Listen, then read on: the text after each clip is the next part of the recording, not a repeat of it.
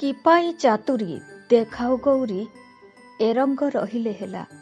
ବେଳ ଥାଉ ଥାଉ ହୁଅ ସାବଧାନ, ସମୟ ଏବେ ଆସିଲା। ଯିଏ ବାପା ମାଙ୍କ ଆଖିରେ ଲୁହ ଦେଲା, ସେ ପୃଥିବୀର କୌଣସି କୋଣ ଅନୁକୋଣରେ ଖୁସିରେ ରହିପାରିବ ନାହିଁ। ଶରୀର ସୁନ୍ଦର ହେବା ଦ୍ୱାରା କେହି ଭଲ ମଣିଷ ହୋଇନଥାଏ। ସୁନ୍ଦର ହେବା ପାଇଁ ଆଚାର ବ୍ୟବହାର କଥା ଭଲ ହେବା ଦରକାର। କେଉଁ ମଣିଷ ଖରାପ ହେଇ ଜନ୍ମ ହୋଇନଥାଏ। ସମୟ ଏବଂ ସିଚୁଏସନ୍ ତାକୁ ଖରାପ କରିଦେଇଥାଏ। ସଂସାରର ସନ୍ତୁଳନ ରକ୍ଷା ନାରୀ ବିନା କଳ୍ପନା ବି କରାଯାଇପାରେ ନା। ତଥାପି ପୁରୁଷ ଜାତି ନିଜର ପ୍ରାଧାନ୍ୟତା ପାଇଁ ଅନ୍ୟାୟ ଅତ୍ୟାଚାର ଏବଂ ଦୁଃଖର ପାହାଡ଼ ଲଦି ଦିଏ ନାରୀ ମୁଣ୍ଡରେ।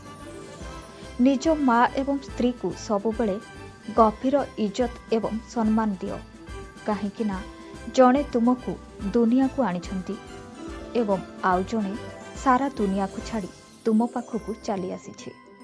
ଏ ସୁନ୍ଦର ସୃଷ୍ଟିରେ ସବୁଠାରୁ ବେଶୀ ବୁଦ୍ଧିଆ ହେଉଛି ମଣିଷ, ଆଉ ବଡ଼ ମୂର୍ଖ ବି। କାରଣ ସିଏ ଜାଣୁଛି ଏଠି କେହି କାହାର ନୁହେଁ, ତଥାପି ମୋହ ମାୟା ଲୋଭ ଅହଙ୍କାରରେ ସିଏ ସର୍ବଦା ବୁଡ଼ି ରହୁଛି। ଦୁନିଆର ଶ୍ରେଷ୍ଠ ଜୀବ ହେଲା ମଣିଷ, କିନ୍ତୁ ଆଶ୍ଚର୍ଯ୍ୟର କଥା ହେଲା ସେହି ମଣିଷ ମୁହଁରେ ଦୁଇଟା ଜିନିଷ ଭରି ରହିଥାଏ। ଗୋଟିଏ ହେଲା ଅମୃତ, ଆଉ ଗୋଟିଏ ହେଲା ବିଷ। ଦିନଟି ଆପଣଙ୍କ ପାଇଁ ମଙ୍ଗଳମୟ ହେଉ।